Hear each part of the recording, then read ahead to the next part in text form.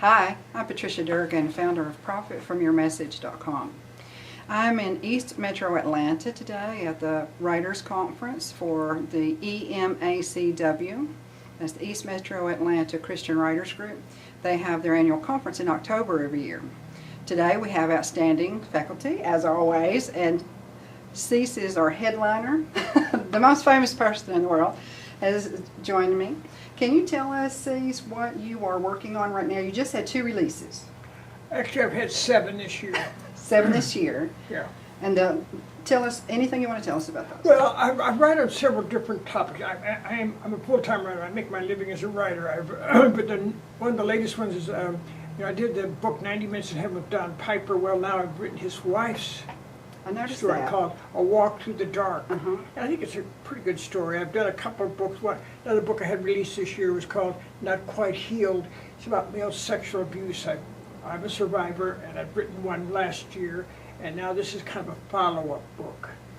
I've just finished a book which will be released in the fall of 2014. We're still playing with the title with the publisher, but it's about a woman who is caught up in sex trafficking and escaped 3 times, and the 3rd time she finally stayed out.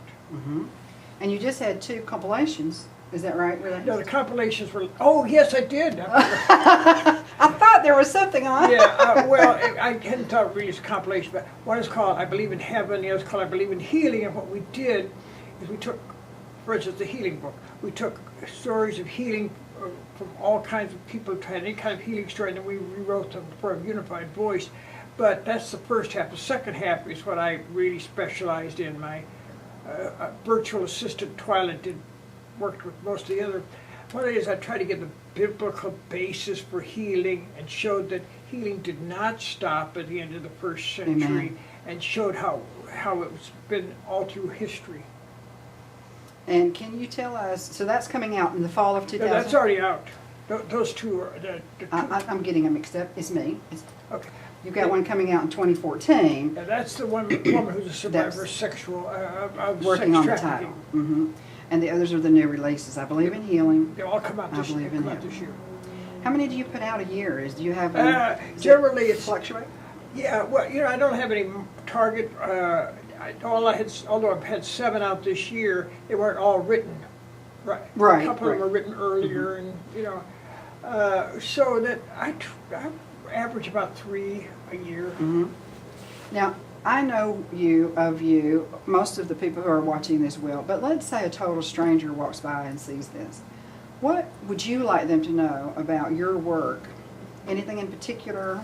The approach you take, the fact that it's always Christian, challenging topics? That's a hard question for me to answer, Patricia, because I write in a number of different genres. I make my living as a ghostwriter or collaborator, like 90 Minutes in Heaven and Dr. Ben Carson's Gifted Hands. I also write gift books. People who are hurt. I'm a former pastor, so I like here's when someone you love no longer remembers, when someone you love has cancer, so I write on that. I also write on issues such as male sexual abuse, sexual assault. So, and I'm also now beginning to do some fiction. I have one of the books that came out this year is called The Promises of Amelia Bennett. School teacher in the 1940s. So. And is that your first fiction? You've done so much? No, back in the 80s I wrote a number of novels. In those days they didn't like men to write about women because they thought a lot of people wouldn't like them and that kind of thing. So I wrote under women's names, which I don't want to reveal. Well, the reason is because they weren't very good. If they were good, I wouldn't mind, but they were really, honestly, they were dreadful. So I did a trilogy about 2 years ago. The first was called Everybody Loved Roger Harden. The second was Everybody Wanted Room 623. And the third one was Everyone Called Her a Saint. And it was kind of they call it close reading mystery, where there's murder but it takes place off the page. That was kind of fun. Well, now you also have online, you have more than one website. You have a blog, and that's on your website. But then you also have, for writers out there, you have Writer to Writer. That's correct. How can they find out more about Writer to Writer to start with, and then we'll go to my name, just blog my name, Google my name, Cecil Murphey, and Murphy spelled with an EY, but even if you misspell it, it'll still get you there. and then it will take you to it.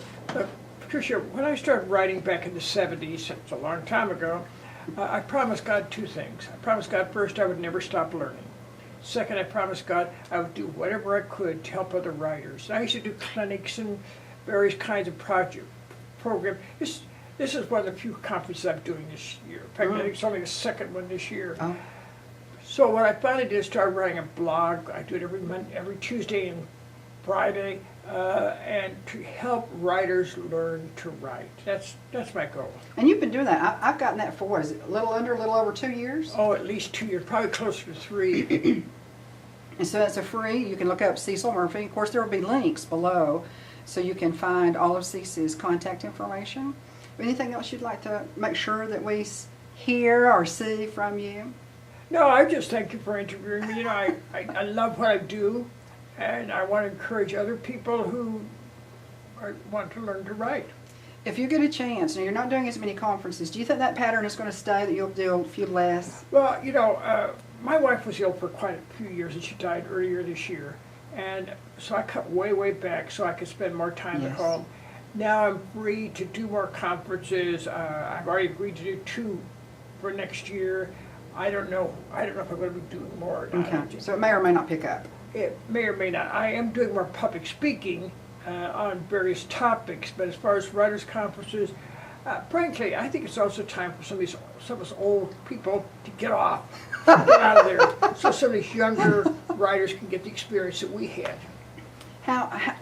Give us just quickly a rundown on the speaking topics as well, because it's still across the board everything that you do, right? Yeah, the only thing pastoral topics. I also write about spiritual growth, but talk about my own spiritual growth. I've done a book called Knowing God, Knowing Myself, which I just try to be as transparent as I can and to encourage other people. You know, nobody's perfect, and as you see my imperfection, you know I'm not perfect.